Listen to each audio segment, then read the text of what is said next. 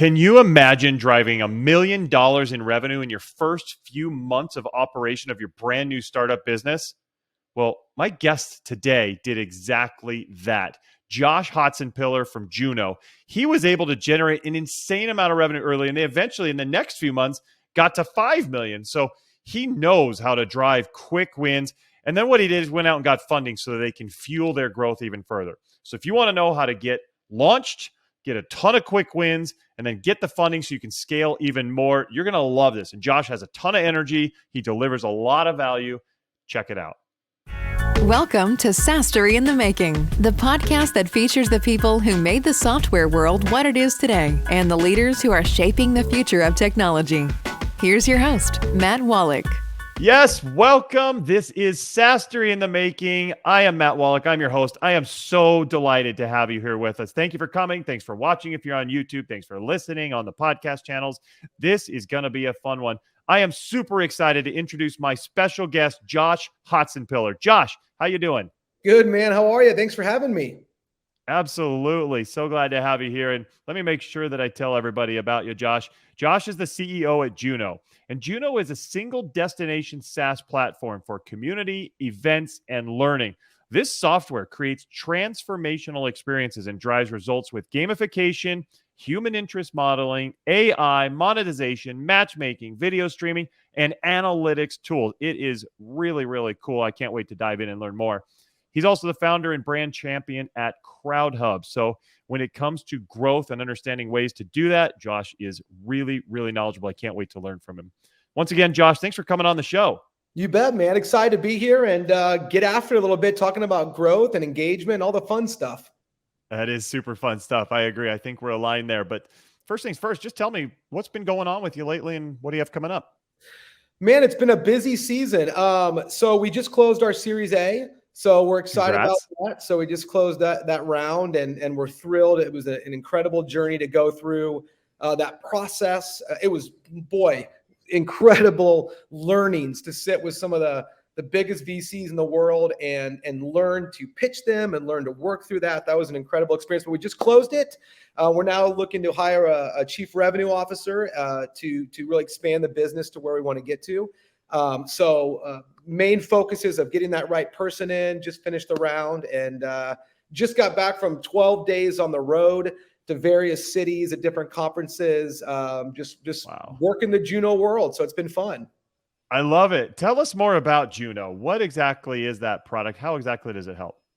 Yeah, it was an interesting situation that happened to me. I've been in the startup world now for a lot of years. I've started and sold multiple companies. I'd never raised before either. So that might be something interesting to talk about. But I built some bootstrap software companies, sold them, kind of stayed in that lifestyle, get up to several $1 million, under 30 employees, sell, do it again.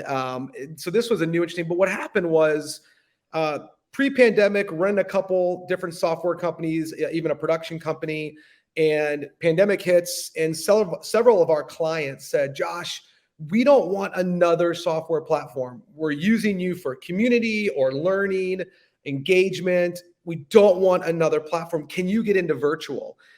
Man, Matt, little did I know what I was getting myself into, which the Juno story is one worth telling, but jumped into virtual, launched into it. But it hit me. I'm like, man, who the heck wants to buy 5 or 6 platforms? If you look at the marketplace, it's like, this is our LMS, this is our community platform, this is our app. Now this is our virtual platform. And to me, our customers were telling me what the future wanted. We want a single place, a single user experience for my employees or my members to come in and go, I can get credentialed here. I can experience new courses here. I can engage in community here. I can do my virtual here. So that's what Juno did. It took all of our tech from CrowdHub that we'd been building over 10 years for companies like HP, the United Nations, Visa, and bring it into now a virtual world so your audience can have a single destination for your digital engagement. I love it. That sounds so amazing. I want to ask, because a lot of people struggle in those early days. What did you guys do in those early days to kind of get the word out and make sure that people knew that this was a solution that could help them? Yeah. So, in my experience in starting companies, there is no one way of doing anything. And anybody that's like, oh, I know how to do it, like run for the hills, because you are always going to have to pivot and learn. But I will tell you this, the Juno story, I'll give you the quick arc of the Juno story, because it really is. Yeah, for sure. It'd be great. So March 2020, couple clients said, hey, can you get into virtual? I called my business partners. I go, guys, I think we should spin up another company, new kind of wrap everything in. Another, why don't we try to grab like $1 million in business over the next few months, just kind of see what happens. So we designed through the summer, and I start to kind of think, this thing's going to be bigger than probably I want to self-fund. So I called a friend of mine who was a portfolio executive at Insights Partners, and Insights Partners is the largest software-only VC. And wow. I said, Colin, I think I want to raise. And he'd known me. He'd actually been a client of mine before. I said, hey, I think I want to raise. And he said, listen, Josh, nobody's going to want to give you money until you have at least $1 million in bookings. Call me when you get $1 million in bookings. So I said, all right. So we launch October of 20, and within 90 days, we have $1 million in bookings. What? Wow, that's huge. Dude, it was nuts. So I called him back up. I said, hey, we got $1 million in bookings. And he said, all right, I'm going to connect you to two guys. One of them was the original founder of Insights Partners, Jerry Murdoch. And another one was a guy named Walter Scott, who was a portfolio CEO for Insights. Jump on a video chat with these guys, and the negotiations begin. How much do you want? What's the valuation? Now, you got to remember, Matt, I've never raised. I've self-funded everything. And now I'm sitting here with the co-founder of Insights Partners, a $25 billion fund. And this dude's in Aspen, and the energy's going. He's an incredible guy. I tell him what I want. He tells me I'm crazy and basically hangs up the virtual meeting on me. And I'm like, oh my gosh, I just blew my first big pitch. He emails me 3 hours later and goes, well, what's the deal? What are we going to do? So long story short, they give me $3.5 million, like straight away. We get $3.5 million in seed funding. We hire 58 people in 60 days. Whoa. So check this out. We launch in October. We do $1 million by the end of the year. By the end of February, we have a total of 64 employees on this company that has only launched 4 or 5 months ago. Wow. I don't know any of these people. They're from all over the country. What I did have was a set of 7 values that I said we're all going to live by. We call them the 7 E's, and they're our 7E culture. And I said, whoever comes on board, all I can tell you is this is how we're going to behave, these 7 ways. Things like energy and in-well and all these fun things that I just believe in. I love it. Within 2021, we do another $5 million in revenue. So now we're $6 million. Wow, it's huge. Yeah, within whatever that is, 16 months. And it's bananas. But here's the thing I'll say about explosive growth. Number one, you'll never be able to predict it. So just get that out of your mind. And I think that's important because I think a lot of times we put so much pressure on ourselves for explosive growth. And I think somebody just needs to tell you, you can't predict it. You can't buy it. I mean, you see all these businesses that throw so much money at things that because you want to, right? And you want to deliver all these values. And listen, I'm sitting with shareholders now and they're going, what can you predict? And I was like, I can predict nothing. And they get frustrated, but there's also a truth behind that. But I will say this. I knew we were going to have explosive growth and I think you can say that. So when I say you can't predict, you can't, but I will say this. There are accelerators that you can have, but they're really hard to get. So our accelerator was, I told these 2 guys, Walt and Jerry, I said, guys, if I can land this deal with PCMA, it's the largest event planner association on the planet. So they have 8,000 event planners that all belong to this association. And this association is telling them where the future is going to go. I said, if we can land that deal, we're going to be in trouble because we're going to grow faster than we're going to be able to handle. But I'm going to go try to close it.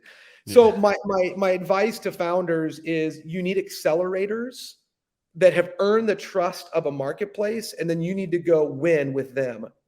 So accelerators are super important. I got a big personality. I can win individual deals over, but individual people don't scale. I always, say this, like, personality can get you to the door, but process will get you through it. And so essentially what you're saying, I just want to make sure I understand, yeah. is you sell to a partner who has the distribution, who has the connections, who has others who they can bring in, because there's only one Josh, but they have connections to everybody in the industry. Yeah, so there's those two things, right? So there's the accelerators, which is channels, right? That says, hey, I've got those distributions, I've got the trust of a vertical. And so you need them to speak on behalf of for you. So you need, and it's not just a channel, right? I mean, it's an authority. It's an authority in the space. So it says, so there's channel partners, which says I can turn you on to a bunch of things. Then there's really the accelerator that says I have the authority in this channel. So think about those layers, right? Of yes, you need channels, but you need authority in those channels. So when we got that, man, it went bananas. Next thing you know, within 21, we were hosting the World Health Organization's virtual summit across 4 continents. Now, remember, I don't know any of these people that work for me. They don't know me. I don't know them. We don't know the space. We've never done it before. But because of that PCMA event, we're hosting the National Basketball Association referees, development, the Gates Foundation. We're hosting. Wow. It was bananas with all these people I don't know. So my advice is find an authority in a channel, have a set of values and behaviors, even more importantly, that a group of people can say, this is how we behave. So you kind of see these, like, there's the tactical business side, which is the authority in the channel. Then there's the EQ personal side that says, when everything else is falling apart, when everything else is going weird, this is how we behave.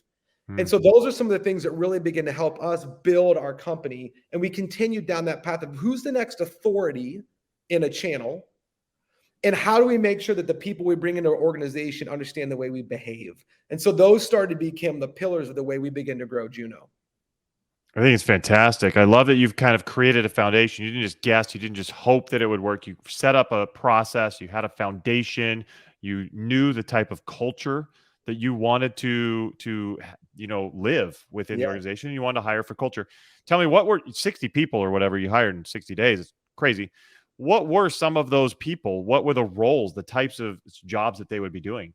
Yeah. So we had to scale everything, because we were getting 30 requests a day by huge organizations, not like, birthday parties and bar mitzvahs, virtual. Sure. We're talking like the biggest of big, World Glaucoma, the NBA, major hospitals.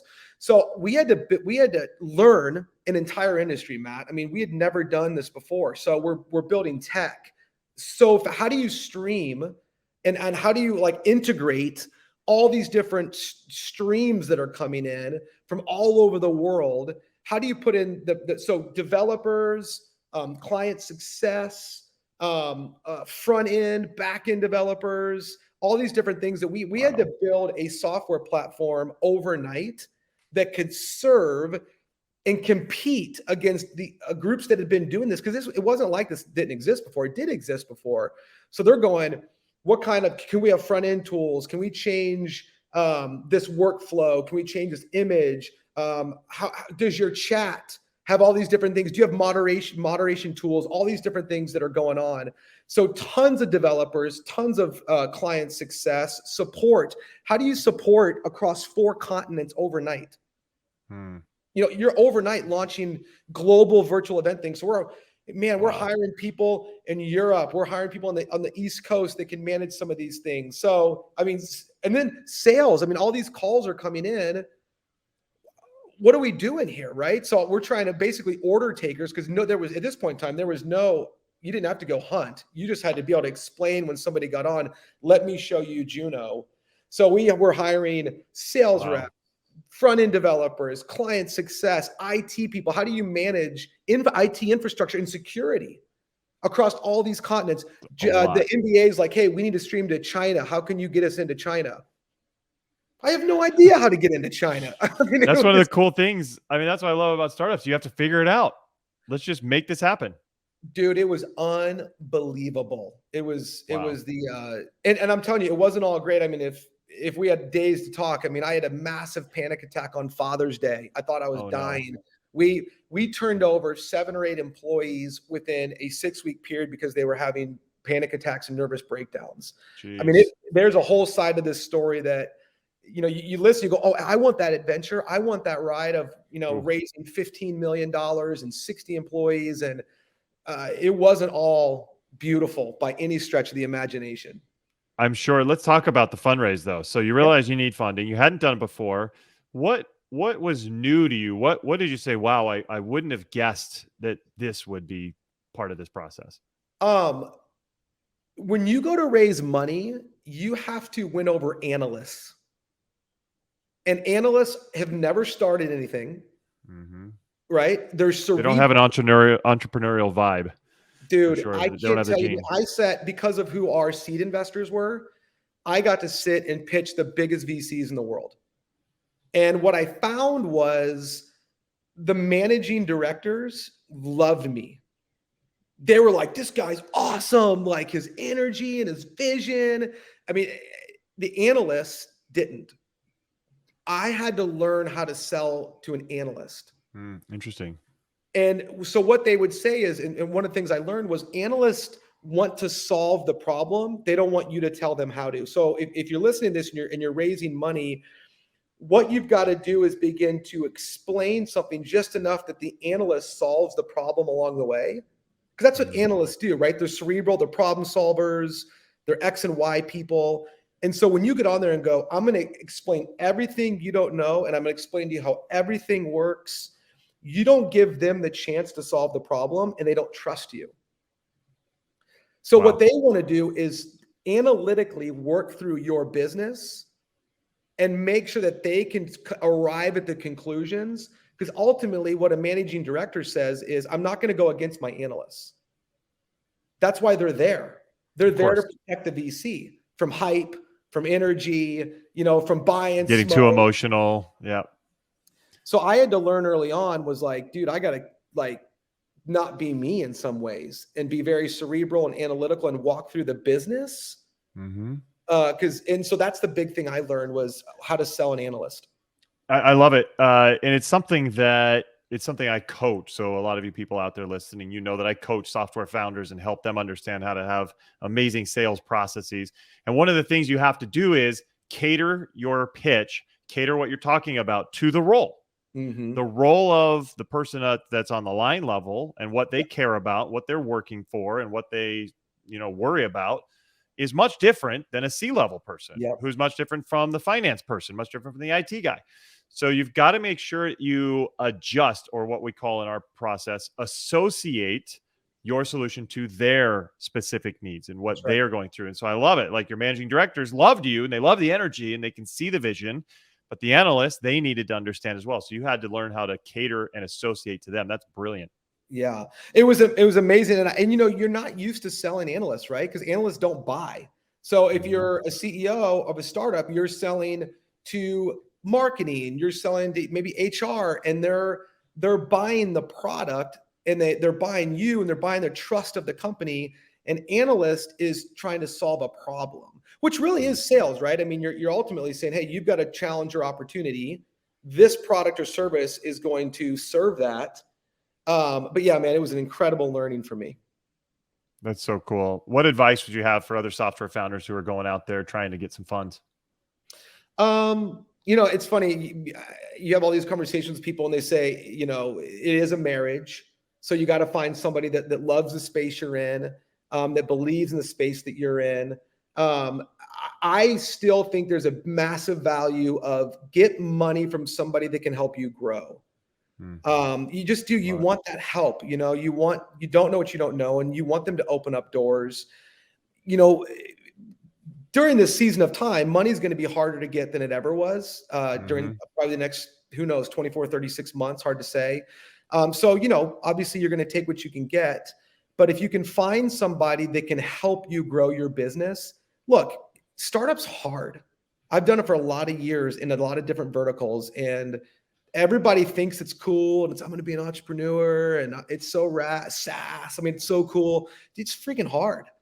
Really, really, really hard.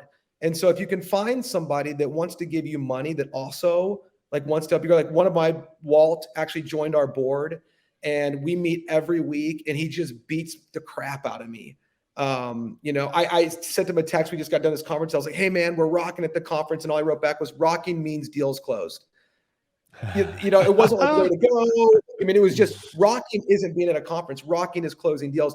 But I appreciate that's the push, and then you push that out. So if you can find somebody that can be in your camp and not just write you a check, but be in the trenches with you, there's a value to that.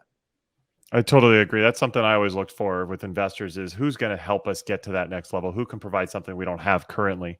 And I think that's super valuable. I'm glad you shared that. I do want to make sure we have time to share about virtual events because we're running out of show here. But, with virtual events, why are virtual events so important? Why should people be thinking about virtual events?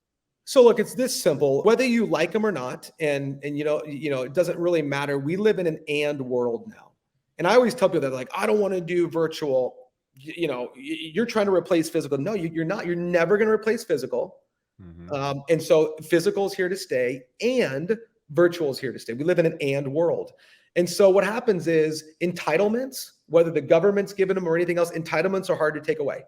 And now an audience feels entitled to a virtual year-round connection with the people that they like and care about. So they're here to stay. We live in an and world.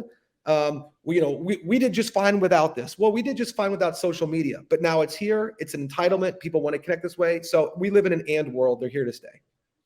I agree. What should founders be thinking of in terms of virtual events, and when is the right time to do it? At what stage? And what are some of the best tips you have around them? Listen, start now. I mean, we use our platform as a lead gen funnel.